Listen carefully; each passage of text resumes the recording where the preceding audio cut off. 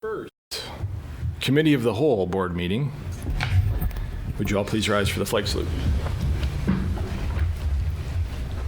I pledge allegiance to the flag of the United States of America and to the republic for which it stands, one nation, under God, indivisible, with liberty and justice for all.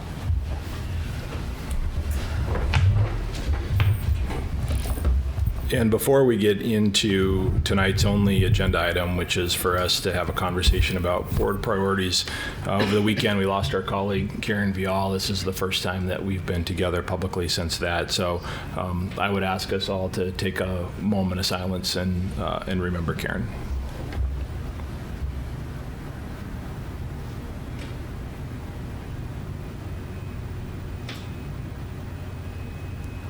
Thank you.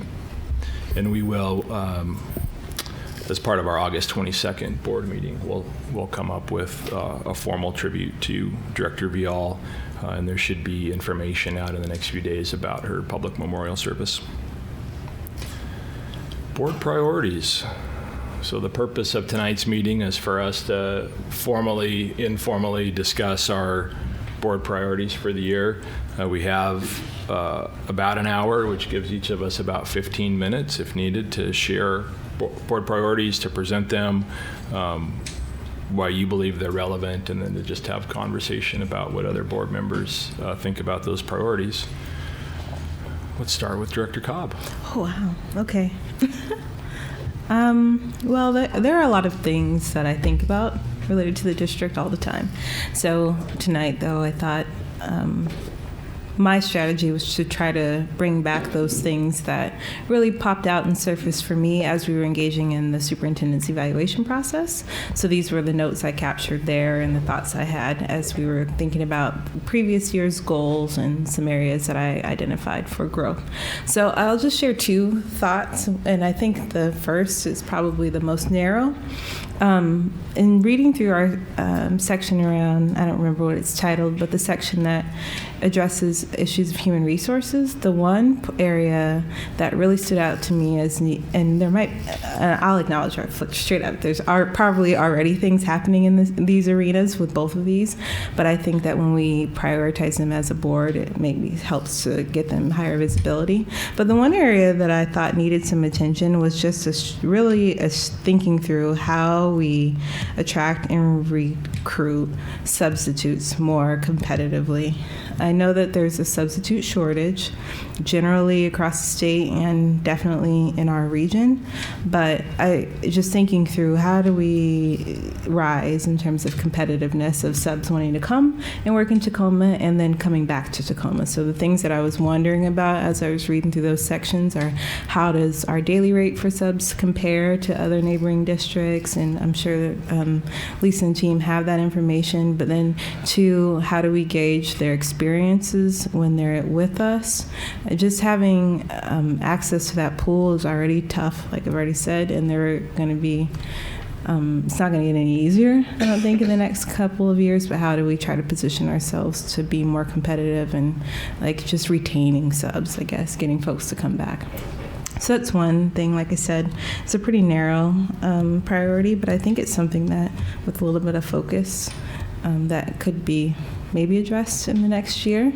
The other priority is a little bit bigger in scope, and I think it is definitely connected to priorities that we have already surfaced. So related to partnerships, I've talked about family engagement a lot through the years, and others of us have too, but I really want us to think about whether or not we have the right capacity in our partnership office to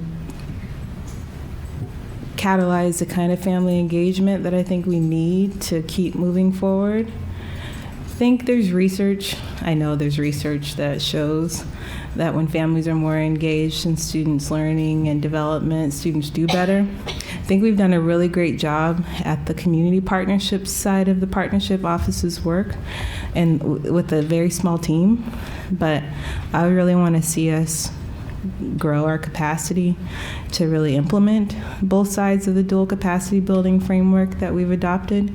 I think the dual capacity building framework even was updated in the last couple of weeks. A new version of it came out, so it seems like a good time to think about family engagement in a really strategic way.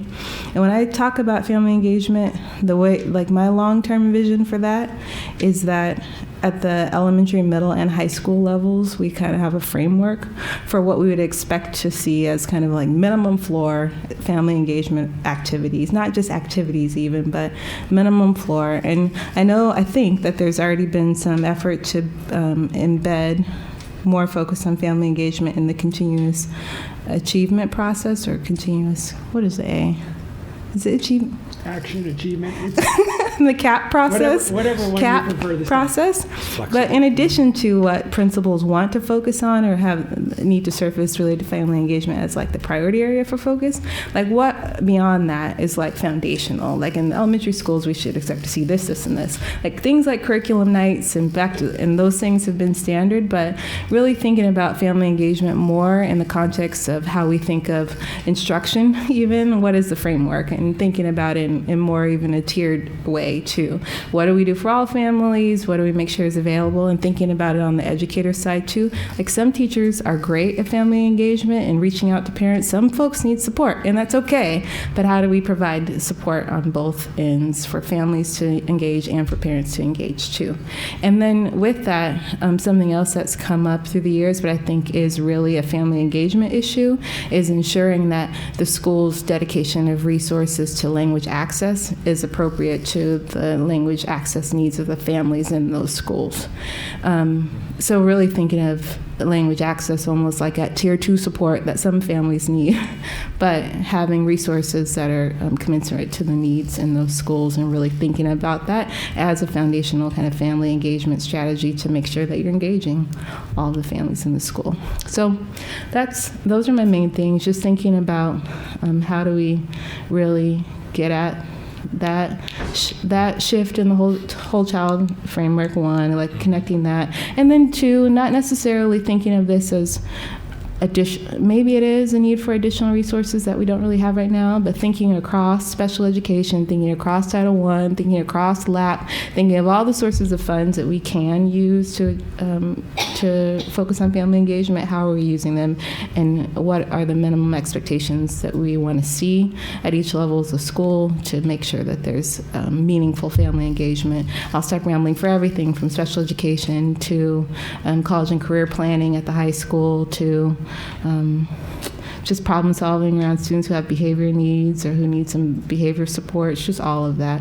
And then two, thinking about how that intersects with how we evaluate teachers and principals related to that connections and collaboration component of the evaluation framework too. So just knitting all those things together in a way that's transparent and is adequately resourced. That's all I've got. Thank you. Any questions or comments or reaction? Yeah, I want to react to Please. one thing, and that's to the substitute teacher. That I'm glad you brought that up, because I do agree, looking at the pay and keeping our people. And what I've heard over the years is how hard it is to, they go to sign up in other districts, it takes a week, and here it takes a month or more. And I think we need to look at that and streamline that. And the other thing I kind of saw happen this year, we have people who maybe have long-term issues in their family with health, and they miss a lot of, the teachers miss a lot of time in the classroom. If we could have a dedicated teacher, because I know somebody, dedicated sub, because I know someone who going to have, their husband is dying of cancer, is going to probably miss a lot of classes next year, and if we had somebody on call every day for that person, I think that would be really good for the students, because having a sub is really hard on students.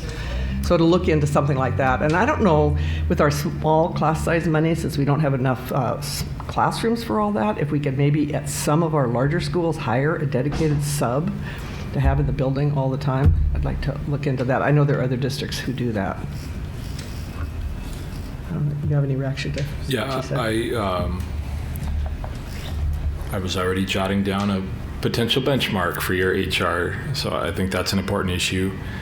for us to address. And that idea of partnership, you're absolutely right. We've been tracking really community partnerships, organizations, services, but broadening that definition and then tracking how we're engaging with family members. And I like that you said family members, because that's something we've talked about for as long as I've been on the board. I think when I came on, it was parents. And that in our district, it's family. There are a lot of people that are responsible for a young person and help him or her with their school. So I like framing it as family, and us aligning all of those things, thinking about and each of those different components, how does it connect to that family engagement? So I support it. I think interested in us having an additional conversation. Debbie? Okay, so talk about my issues. So one of them is looking at start times for next year, which I think we've talked about a little bit, but I think that's, my grandchildren benefited in Seattle in high school by it starting later, and I think it will actually be really good for our whole city if that happens, because perhaps we'll have a more robust bus system for the city, because I really see us using public transportation to achieve that goal for many of our students. So I'd like to look at that. The other thing I'd like to look at is athletics. So I was really disappointed when I found out that football wasn't going to be at the Tacoma Dome anymore, and we weren't part of that conversation at all. I don't know how we can become part of a conversation like that, but not only is it good for Tacoma to have those here, but it's going to cost us a lot of money now to send our people to tournaments throughout the state, football especially. And I would hope that we would be engaged as a board in any further athletic issues. And I want to also look at middle school, when they have changed the sports, and I don't know how that was done, but the board was never engaged in that. So basketball and baseball, two of the favorite sports, run the same season, and it disenfranchises a lot of the students. So I'd like to look at how those decisions are made. Another big one for me is mathematics, and to talk about the whole scope of math, but also about algebra for 8th graders in particular. And the last several weeks I've talked to two professors, one from UPS, math professor, and one from UW in Seattle. And I asked them, I said, what are you seeing? They say, we're seeing them unprepared, we're seeing them, they do not have continuity of concepts that they need for the higher level school, math skills.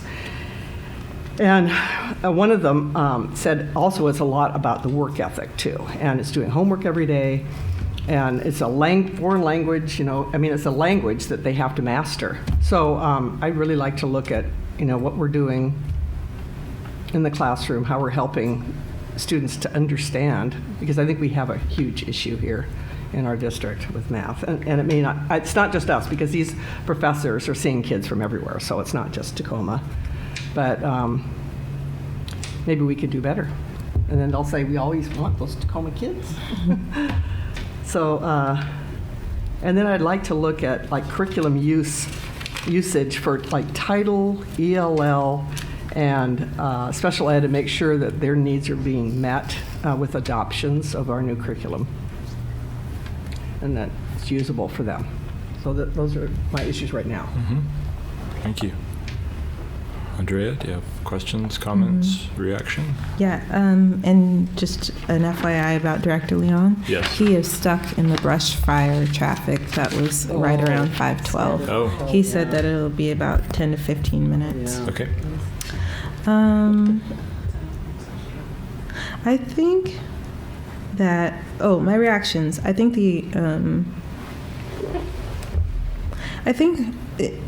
to all of these topics that you raised, well, I'll put the start times to the side.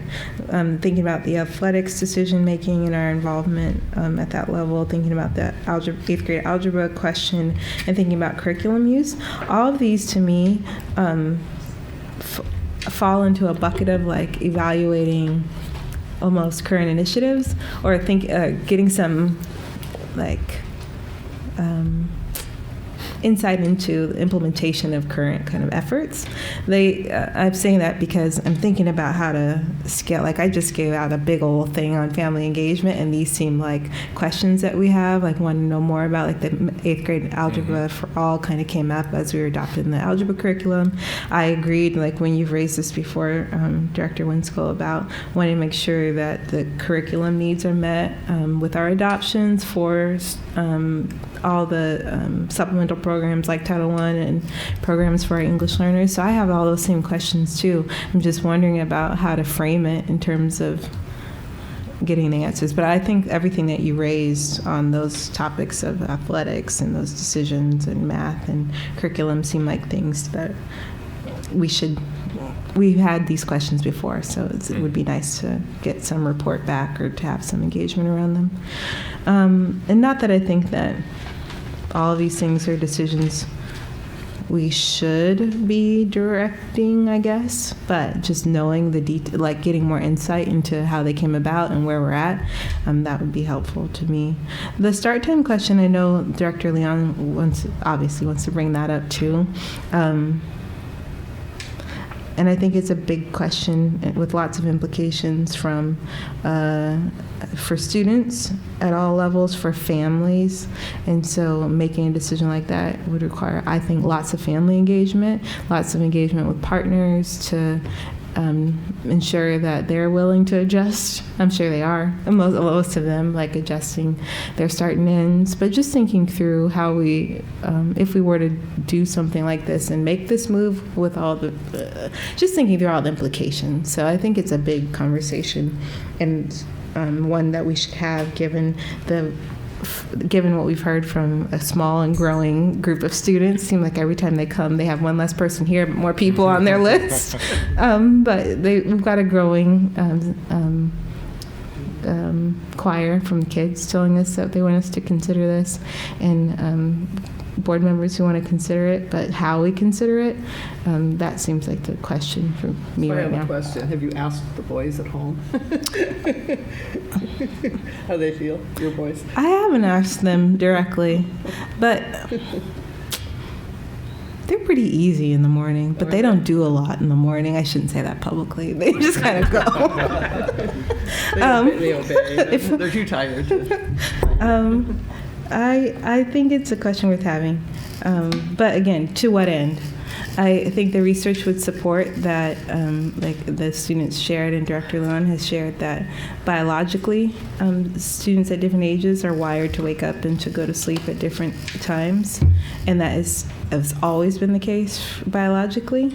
And it's something to probably plan around. We haven't scheduled around biology up to this point. So if we are going to move in that direction, my question is, to what end? Is it to be more responsive to the biology of our young people?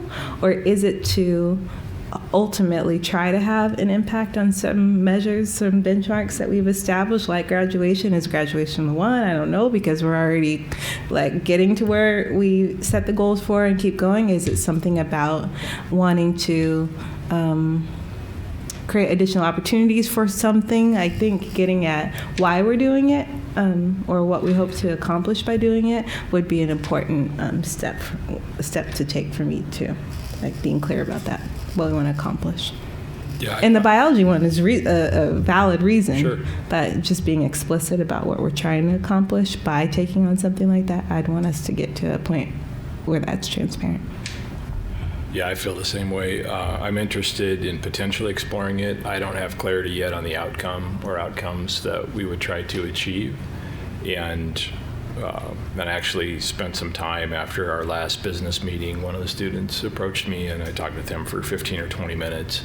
And I appreciate that they are intending to be data-driven and recognizing that that's a real tough format to provide us with the data. So they're referencing a variety of studies, and the academic in me wants to know about, validity of the study and control group and those sorts of things, and how it would apply to our benchmarks and our outcomes that we're trying to achieve. So I think achieving greater clarity. I did note that in the Seattle implementation, they estimated it to be almost $4 million So I would be wanting to know the fiscal implication, particularly given the current budget situation, so that we could have the conversation if there is an increased cost associated with it. And if it was similar to Seattle, do we want to make a $4 million investment in changing the bell schedule, or could we achieve other outcomes by investing that $4 million? I think to have those sorts of conversations would be important. And Debbie, I like the transportation issue. I have, for the last couple of years, been very interested in how we could be in greater alignment with Pierce Transit. I think there's a lot of bus routes, as we talk about being a large urban school district, and when I look at other large urban school districts, there is a utilization of public transportation. So where it makes sense, I think having that conversation with Pierce Transit to understand what are their capabilities and what are their times of low service, and to see if our need for service coincides with their lower service. They have vans that are capable of transporting special needs, people with access and functional needs. So I'd be interested to see what that might look like. And light rail, our downtown soda kids have experienced that, our SAMI kids, our IDEA kids. I think there's an opportunity for us to branch out. We say that we'll give Orca cards to any high school student that asks, but what if there are very limited options, right? If we start to say, now if you're going to rely on the district, it is a bus, it's a public transportation, safer routes. I think the timing to have this transportation conversation is spot on. That meeting that I had a couple of weeks ago with the city and the work that they've done on safer routes to school, and I love it. My kids this past spring walked to all sorts of end of the year field trips. I think it's a great way for us, with this increased pressure from the legislature and Congress to increase STEM education and more advanced math and more science. It squeezes out physical education and opportunities to go out and move your body. And so I am interested in multimodal transportation, but that public transportation piece, I think that there may be some mutual benefit for us to be in a deeper relationship with Pierce Transit. Could I bring up one more thing about that? Please. So the reason we changed the 7:30 start time was to increase the funding from the state for our transportation.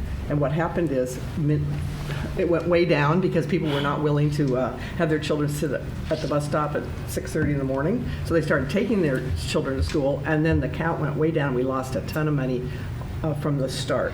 But I went to Nashville for the convention a few years ago, and they actually started using public transportation to send their kids to school.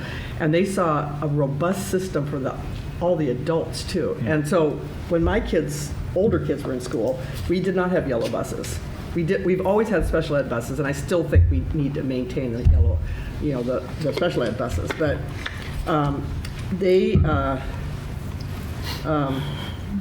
the Pierce Transit put on extra routes in the morning and in the afternoon.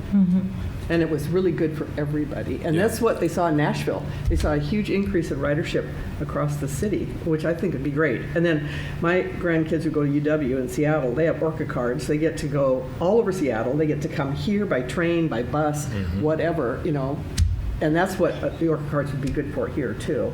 And maybe more kids would be using public transportation, and they feel comfortable with it. And I think it's just good for our city. I went to Lincoln. We started school at 7:05, and I took the 48 to school every single day. Yeah. Nice. 7:05. Did you do an early start? No, it was 7:05 then, Debbie. That was you. Never that. Never that. 7:30. I think it's interesting also, these conversations that we have that connect into issues that other elected bodies are dealing with. And I think of the city council and building urban density, and the conversation that's occurred primarily in the Proctor district with 2 of those developments and a proposed 3rd development. And I think there's we're learning, we have talked about urban density for a long time, and now people are having to learn what it means to live in urban density, and part of that is more reliance on public transportation. So when you're in those areas that are building urban density and you complain that there's not enough parking, there intentionally is not enough parking because they're trying to get you to walk, bike, and take public transportation. So it would be interesting to have that, I had somebody from downtown on the go through the chamber ask if we would consider, they have a public transportation class that they teach kids, kind of a ride the bus 101 and how it's better for the environment and those sorts of things. And I thought that was an interesting, typically societally when we try to change behavior, anti-smoking, recycling, we start with the kids. It would be interesting if we change transportation behavior, if we started with the school kids and taught them how to be more dependent upon public transportation. I also see like kids, my oldest is getting ready to turn 16 and is not really super ambitious about driving. Like I had my driver's ed lined up and my permit, and the day I turned 16, I went in and took my test and walked out with my driver's license. And so I think we also need to think about students where we assume that when they reach a certain age, they're going to be getting themselves to school, but they may not be driving a car. They may have no interest in getting a license. There may be, cost prohibitive. There's a whole lot of reasons why, just because you're of driving age in high school. So I am really interested in this idea of the transportation piece. And then if you go to the stadium, you have to park about 5 blocks away. Yeah. So. Yeah. My 16-year-old he just limes it in now. He's a lime junkie. So I have a few kind of high level, and they're all super meaty. So these are coming out of the data that we saw with the superintendent's evaluation and things that we have been tracking as benchmarks for the last few years. But student discipline, I see continued gaps, and for us, to be, I do think that social emotional learning and restorative justice and some of those practices are going to pay dividends, but I think I would be interested in greater transparency around the student discipline. And I know there's FERPA issues, but I would like to know the schools and the classrooms where that disproportionate discipline is occurring. And I want us to get to root cause, because when I look at the data, we're data driven, and the data shows disparities. So I would argue that student discipline, we need to continue our efforts to understand why the disparity is occurring and to make certain that is addressed. And I also see associated with student discipline this issue around bullying. And every time we have a parent that comes to the podium and shares their story with us, you can relate and you can feel for that parent. And I struggle with, that's a student who is bringing an issue with them to school. And so our role and responsibility, I don't know what the solution is. And I know that as we're trying to address student discipline and we're getting direction from the legislature and from ourselves to try to be less exclusionary, we want to keep kids on campus. We want to get away from suspending students and from expelling students. I don't know where the balance is. I hear parents come and say, there's a student that's tormenting my kid, get rid of that student. And I know we're trying to do, again, root cause. We're trying to do less exclusion. And so, and I mentioned this about 6 weeks ago from the dais, this interest in the mental and physical health of our students. And we've had conversations, I feel, we get into the delivery of service. So we talk about nurses and the basic education formula and how the basic education formula the state provides does not, it gives us 3 nurses for a student population of 30,000 kids. And so I'm interested in us, and this is not going to be solved quickly, but for us to set a priority of outcomes that we want to see, mental and physical outcomes that we want to see for our students.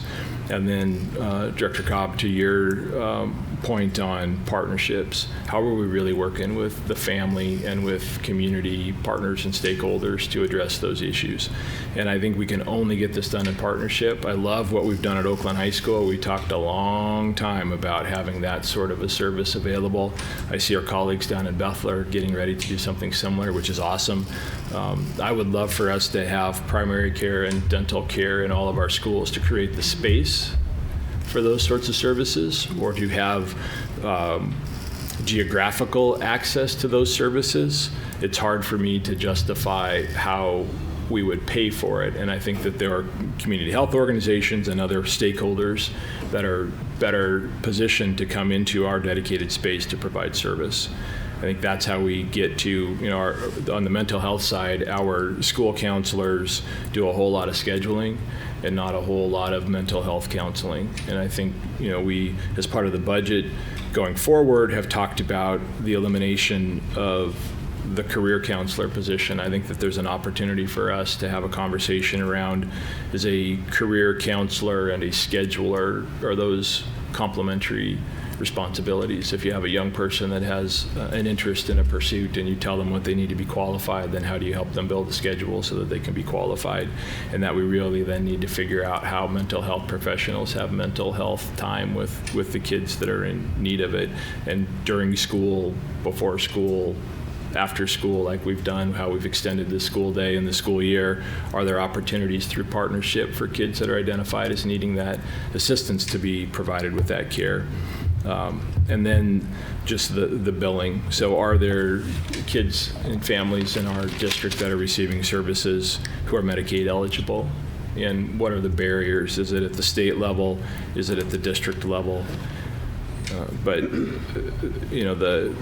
We've got kids out there that are in crisis. We have kids out there that have physical issues. And until we address those, we can have great curriculum, we can have high-performing teachers, we could have world-class facilities, and I just don't see how any of it is gonna matter. So Dr. Garcia, if you could solve that one. I have 2 pages so far. I have connected that. Also, I asked Charlie Brown, I floated the idea of us having some education-minded legislators out of the legislative session. No asks, not money-driven, not money-bound. What does a 21st century education look like? Because I hear legislators talk about physical and mental health. We need to have that honest conversation about delivery of services, where those delivery of services occur, how they're paid for. So we do have some by the city with that tax, that 1 cent tax for mental health. And I know they're doing it in a lot of the buildings like 2-3 days a week. And I guess it'd be interesting to know, is it working? Are we giving them feedback of what, maybe how it could be tailored to our use? So, we don't really ever get reports on that. And is there a feedback loop from us to say, you need to do it a little differently here, or in this case? So I don't know if that happens. It may already happen. May I offer a comment? You may. One of the things in relation to that that I've been, I think, dreaming about, Dwayne Skill, is this concept around collective impact. And when we talk about mental health and physical health, maybe we play a different role in the collective impact movement of mental and physical health as a partner versus a lead. Mm-hmm. And maybe that idea of raising and the question of where is the support and from a geographic place? How do we become the connector versus trying to take on an expertise that we may not have. And so I think there's numerous opportunities in each one of these subjects to not only partner, but go learn and try to connect. And my dream would be for even mental health services, like a lot of the other programming, is there's a set infrastructure where you go to as a family. It's been navigated, it's been negotiated, then we can communicate. We become a conduit versus a duplicate provider, and I think we're seeing efforts. They're growing. But the 1% tax, the city helps us with mental health referrals and supports through their Health and Human Services grants. We have some of that. We're not there yet. So those are, as we think through that, I would love to be able to, through study session or joint board meeting with city council, study session, or whatever, but to begin to invite people together to, let's address that now, and let's have have it to be outcome focused, because I feel like we oftentimes default to the how we're going to do it before we get to the what and the why. And I think if we can get greater clarity on the what and the why, and then imagine what the how is. Director Cobb, did you have a comment?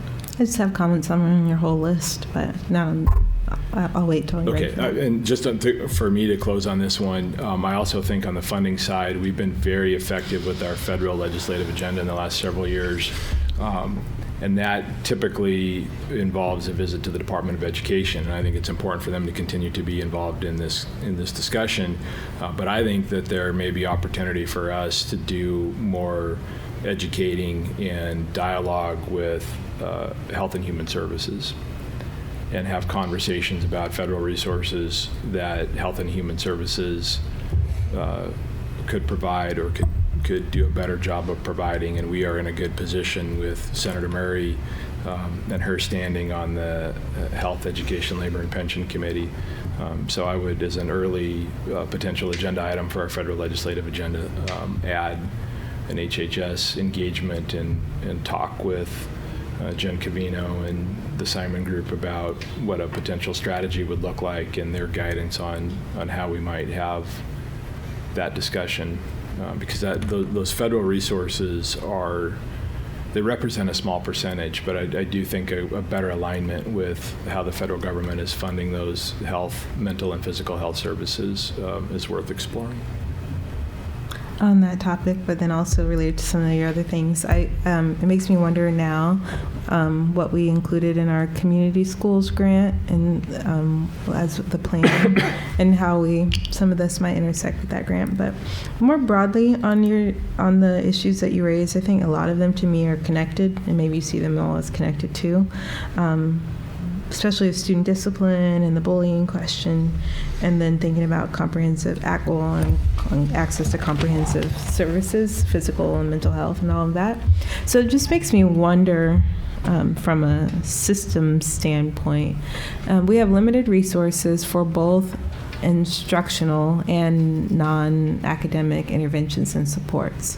So I don't have a good sense of how we kind of systematically, like once you take into account like high quality instruction, aligned curriculum, learning environments that are like responsive to students' needs, how do we systematically identify students most in need of additional instructional or non-academic support and get those kids' needs matched to the resources and supports that we have available, whether it's behavior supports or just basic needs supports or mental health supports, like what mechanisms do schools use kind of systematically to identify those kids who most need the support, and how do we gauge the extent to which those students who are identified as in need of some additional support, the rates at which they get what they need. I think we have kind of a de facto measure of that on the academic side, looking at proficiency and like growth, but on the non-academic side, how do we keep a finger on what needs are there beyond the anecdotes we have around the growing mental health needs of our kids, and what actually we identify and then match with supports. Like, how do we get a better handle on that so that we are able to build capacity where we need it, and to work through the issues around Medicaid billing. And then underlying all of this, I go back to my own idea, the plug around family engagement. How do we partner with families to help support kids when they need it? And then how do we also at the same time sometimes provide family supports when they need it, like seeing parents and families as both partners and sometimes folks who are in need of some community or district support too, like getting at that. But I like all of those because they're definitely pressing issues. Yeah. Thank you. Debbie, any questions, comments, reaction? No, I'd like to just hear from Enrique. Okay. I want one item added as a placeholder that I will talk about more in depth later, but that is resource conservation, and what are we doing? How are we achieving energy efficiencies? I think that there's think there's ample opportunity for us to, first and foremost, be better stewards of resources as we all learn how to be better stewards of finite natural resources. And I think that there's potentially, from what I've seen in other districts and other organizations, cost savings. I think that there's a potential to have a significant financial impact as well. So you can add that to the list. Director Leone, welcome. Thanks. Apologize to all of you for Was there a fire on the roadside? It was a brush fire on Yeah. I-5 apparently. Yeah, I heard it. Rubbernecking. So Yeah. it was not a good day to be in Portland. So I'm sorry for all of you for my tardiness. So I'll catch up on your discussion if there are minutes later. So I don't want to backtrack everything, but I'll comment on what I've heard so far. And I think that the monitoring the student status and understanding where they are academically, we can understand how to do that. Socially, emotionally, there are tools available, and I think we use some of these in monitoring where people. So the basic one would be, how many ACEs does somebody have at a certain age? And are those progressing? Are they getting worse? Are they getting more ACEs added to them as the years progress? Or are some of those improving? Did some family situation improve that causes their ACE score to be lower? So if you have just a grading scale on those, each ACE gets so many points, you could roughly have an idea of which kids might need more support and families need more support. So that'd be a way to potentially gauge that. Some of that's being done. It's being done by different supporting organizations and groups that help some of our schools, but I don't know the level at which they all are interconnected and coordinated together. So that would fall right into getting more resources from the federal government for physical medical needs and psychological medical needs, and being able to make a case for why we would ask for more assistance, financial assistance, if we're able to deliver the services to those kids. So I think that. Can I just one comment Sure. on that? I think what you're saying is great, but I still go back to the family engagement piece because it's really difficult for me to think. Like, logically, absolutely, like kids who are exposed to more trauma are more likely to have some additional needs for support, but it's hard for me to think. It like turns my stomach to think about engaging with students around their ACEs or their families around their ACEs without foundational relationships. And until we like really invest in building relationships with our families and building that trust and building a sense of, you tell me this, I'm going to respond, and I have the capacity and the partnerships to respond, it makes me kind of cringe to think about going that route. But that's where we need to get, I think, with families and our relationships in order to be able to start engaging at this level to really, in a preventative way, address students' needs for comprehensive support. Okay, thank you. And Enrique, you have about 10 minutes to share your priorities. Okay, so student safety, staff safety would be one of those base necessities that we think we need, and that is a priority for me. And that will allow students and staff also when they're feeling safe to open up and be able to learn academically in a better way. So things that relate to that would be, you've mentioned it already, I'm sure, and I think I've heard you discuss a little bit about so discipline issues around how bullying is handled, how we manage health and wellness of our kids when they're in our building. And a lot of that extends to when they're out, so the health curriculum that we have currently purchased and are still implementing, continuing to roll that out fully, getting more nurse hours, more nurses in schools, more counseling hours, more counselors in schools, I think will also help us in the student staff safety. We bring all that together, and then we can get even higher graduation rates, better scores on tests, and better outcomes when it comes to, really the test scores aren't the important thing. It's a measure, but it's success after graduating, right? Graduating and then success afterwards. So I'd like to see a way where we can measure the success of our graduates after college, or after the tech school, or after the military, or whatever they choose to do 5 years after they finish here, maybe 6 years, whatever that number is. It'd be hard to get that data. We would need to lean on outside institutions to get that. But then that would give us an idea of the ones that succeeded, what did we do for them? What did they do for themselves to succeed? The ones that maybe had problems, what problems did they have that we could have seen earlier and had an impact on sooner? So bond passage is something that's going to be important. We need to pass the bond also. I think that's something that the superintendent also has on their agenda, which is really important. We need physical structures that are safe for our kids to learn in. The balanced budget, of course, goes without saying. So the balanced budget is really important. And the whole child being social emotional learning, which is part of the student staff safety.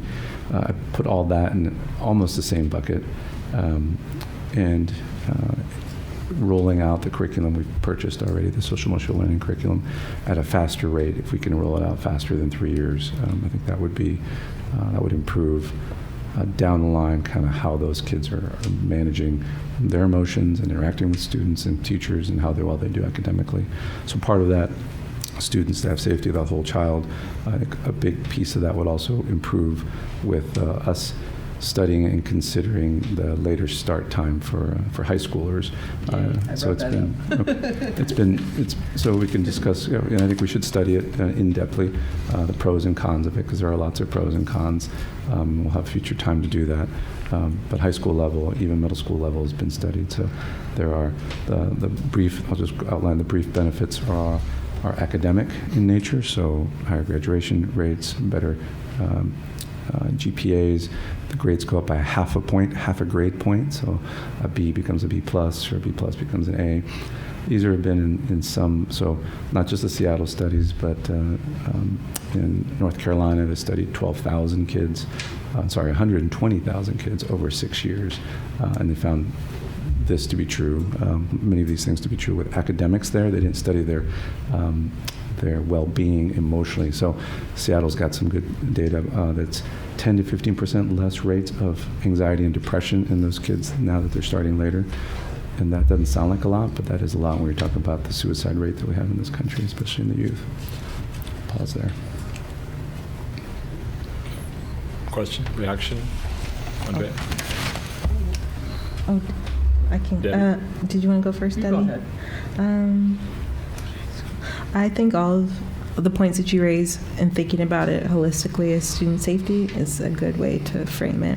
And I think it connects with a lot of the points that were brought up earlier, some that Debbie brought up, some that Director Winskill brought up, some that Director Hines brought up. So I think we're all kind of thinking the same, or similarly and along similar lines. So how we frame them as priorities and break them down, I think that'd be a good conversation moving forward. I just had a comment about your point about monitoring our student success after high school. I think that is work that organizations in the community are on a path toward, and there will be some data infrastructure built to do that. I don't know if it's 6 years out, but it'll at least be both 2 and 4 year college outcomes. So I think keeping an eye on how that work progresses and deciding whether or not we want to engage with it and how we will respond to that information if we get it, like what changes will that catalyze, I think is something that will be an option to do in the next few years or in the near term. That it'll be a matter of conversation about how and if we engage in it. Okay, thank you. Debbie? So I know that TCC is doing, they're setting up their strategic plan, and of course a lot of it is keeping students in school too, because I talked to someone who's on the board. And I do know that the Tacoma School Foundation, Graduate Tacoma, is one of the arms of their group is to monitor long-term success of students, completing college, going to college and completing college. And I think that they want to kind of embed someone from the, with data in our district. And have you been having that conversation with the superintendent about that, Josh? Yes, there's been numerous conversations, ideas. Yeah. Nothing has come forward in a work plan, sustainable support. They're still wrestling through what does success look like.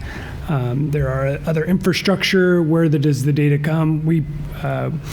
We partner right now in a subscription to the National Clearinghouse. Degrees of Change is really the arm and the subcontractor that's working with the community foundation to dive deeper in there. Then we have our university partners that we are also working with, and TCC is the 9 higher ed institutions.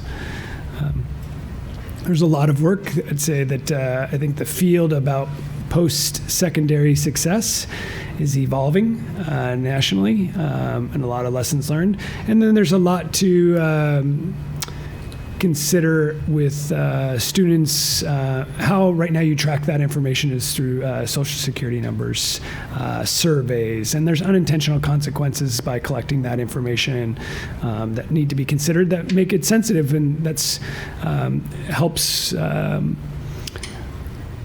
They're good places to pause, that we as a community don't just jump too fast to collect information that's without examining those unintentional consequences. So the community is definitely in there, and there's been conversations not only around data, but post-secondary transitions, and really identifying maybe a lead that can do that. We're still very early in that stages. And then, of course, we have our own verified acceptance letter as a benchmark, which was back when the board first adopted that, was a way to identify.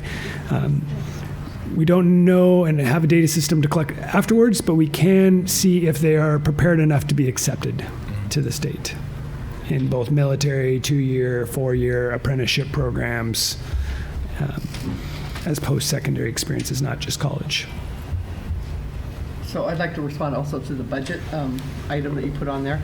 And I do feel like we need to be more, the board needs to be more part of the budget development along the way.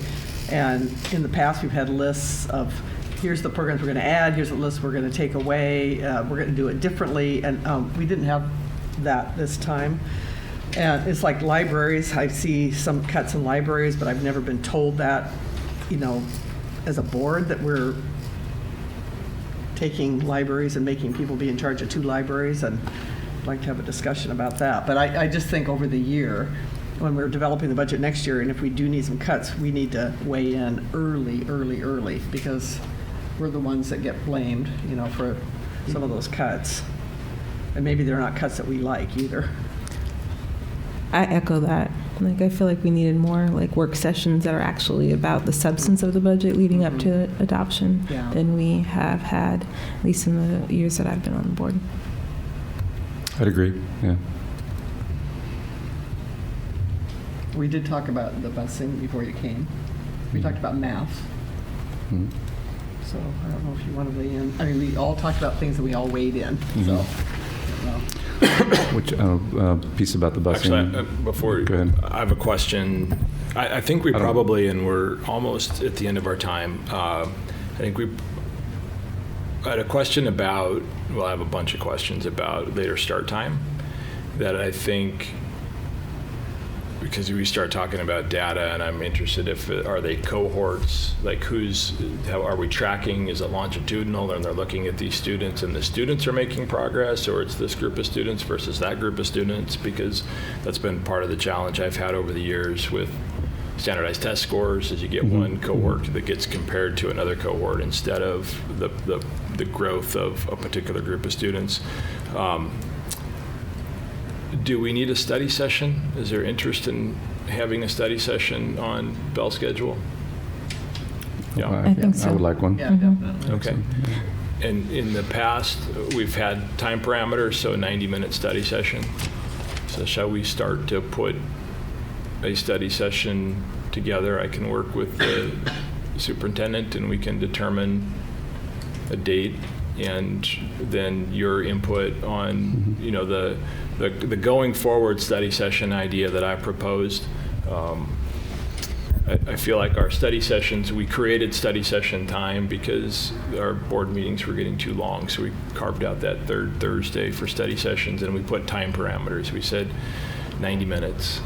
And I feel like it's evolved to well-intended, but we get 2 45-minute presentations that are pretty jam-packed, and there's not a lot of opportunity for us to interact, and it's mostly cab staff that comes and provides it. And I think that there's real opportunity going forward with our study sessions to be even more inclusive, to have student, parent, community stakeholder coordinated so that there's still order in it. But as we think about bell schedule and scheduling out a 90-minute study session, I would be interested to hear your input on who do you think is important to have or who can represent a voice as part of that conversation. And it's probably, obviously, we're not going to solve it in 90 minutes, but to get going on this, because I still don't even fully understand what's being proposed. You know, is it high school? Is it middle school? Is it nobody starts school before 9 a.m.? What are those interdependencies and what are the costs? And I think a study session will be a great opportunity for us to do the deeper dive.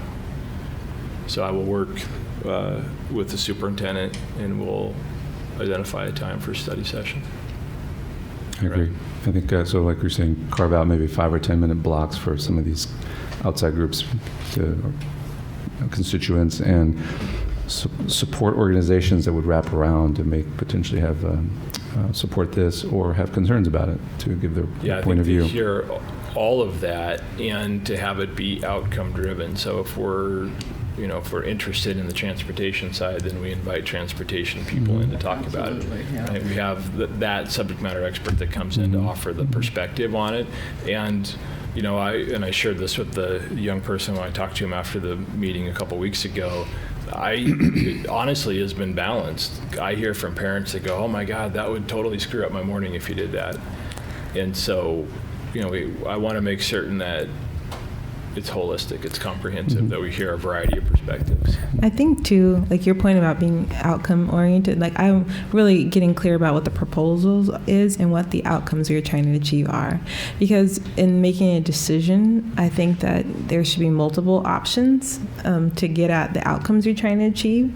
So, and thinking about the timeline, if they're like, I'd be interested in reading some of the studies ahead of time, one for the methodological questions, but two for trying to get some insight into the mechanisms, like how those changes come about. Because in the short run, or in general, if there are things that we should be doing to mitigate the impacts of getting up earlier, like even thinking about scheduling for high school freshmen, if it is not ideal to have pre-calculus or calculus at first period in the morning, from a policy standpoint, or from are there things that we can do in the short run to try to mitigate the negative impacts of our current scheduling? So just in terms of like the big goal, like what are we trying to achieve? What are the other outcomes that we think will come about as a result of a potential change? And then what are the different pathways to get at that change in addition to a complete start time shift? I think surfacing a lot of that through the process would be really, I think, ideal. Swing shift school? Or just getting at, in addition to just the start of the day, are there other things in the day that really don't work well for kids that we can surface through this process and maybe have an impact on too? Yeah. I think there's this success of students, right? We can be measured lots of ways on that. We could do academic success.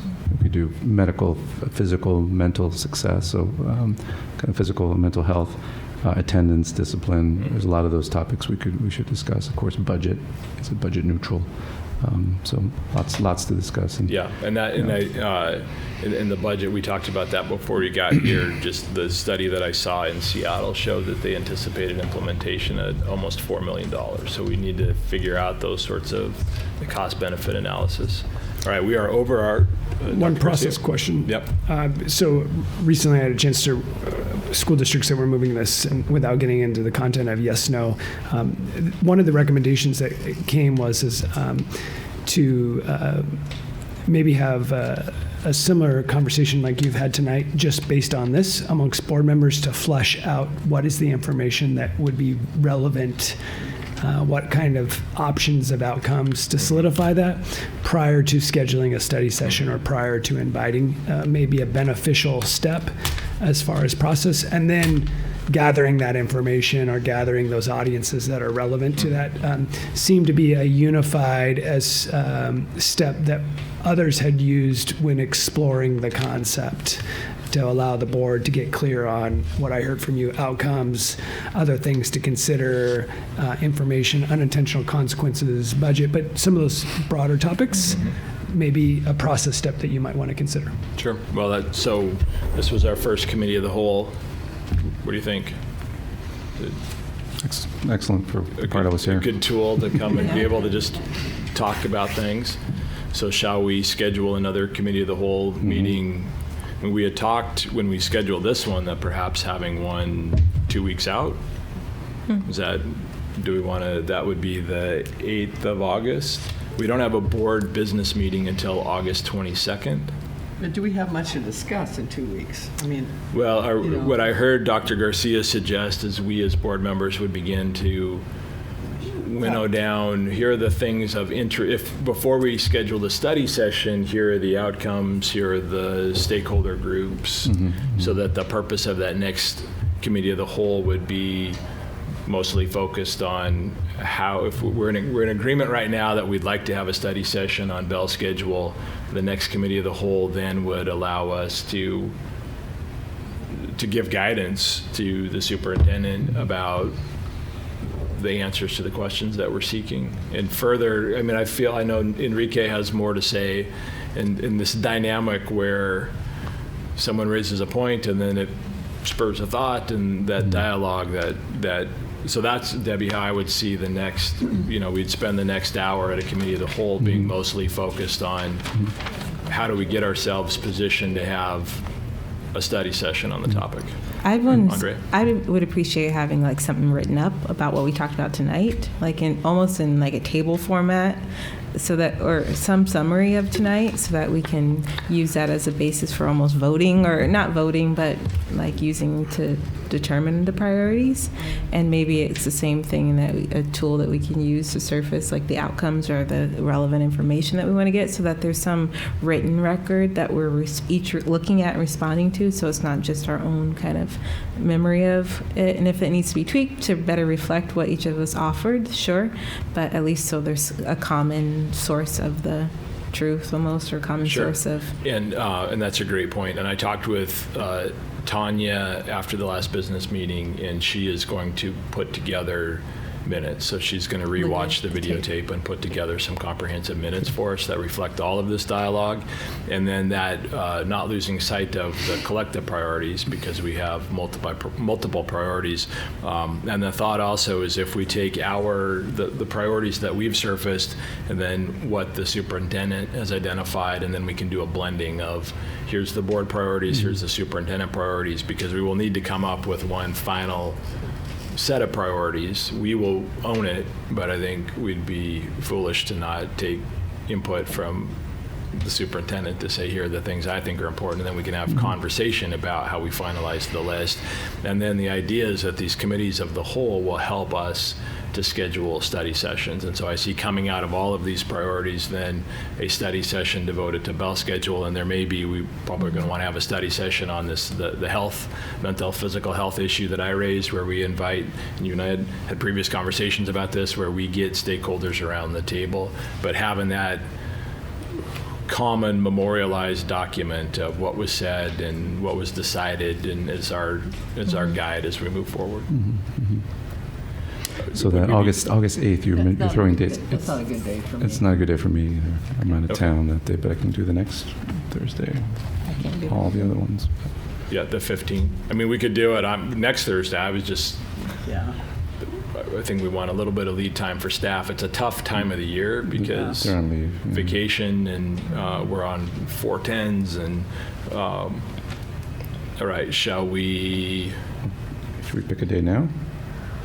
It seems like with the four of us here, is there interest in trying to schedule one before August 22nd, which is our next scheduled business meeting? I think it could be helpful to help us formalize our ideas and thoughts and how we want to ask the question of And we're also superintendent's not office. bound to Thursday. Yeah, So we've that's just what I was kind gonna of say. fallen into Thursday. So if Thursdays are bad, but Wednesdays are good, we could look at another day of the week. Thursday the 15th is okay. I'm I back. can't do Thursday the 15th. I'll be learning more about evaluation.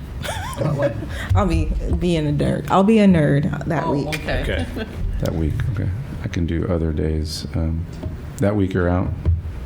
The 12th to the 16th you're gone, Andrea? I actually don't leave. I can do a Monday of that week if others can do Monday. I can also. I have something on The 12th, Monday, yeah. the following week, Drive the some 19th. Tuesday. Maybe not something on Tuesday. We can clarify this through Do email. we do a want to doodle. put a hold on the 12th, and then Debbie, you can check your Yeah, calendar. yeah, So we maybe- won't maybe officially it's Tuesday I schedule have it, but something. we are tentatively looking at Monday, August 12th at 5 p.m. for Okay. did 5 p.m. work aside from the fire, if there had not been a fire? Yeah, it would work. Okay. Yes. So if we say tentatively 5 p.m. on August 12th, and Debbie, if you... I think, yeah, Tuesday I have something, so Okay. I can come on Tuesday. Okay, so we'll have Tanya start to work on putting that together. Okay, We did it. thank you. Yes. All right. All right, thank you. Good conversation. We are adjourned.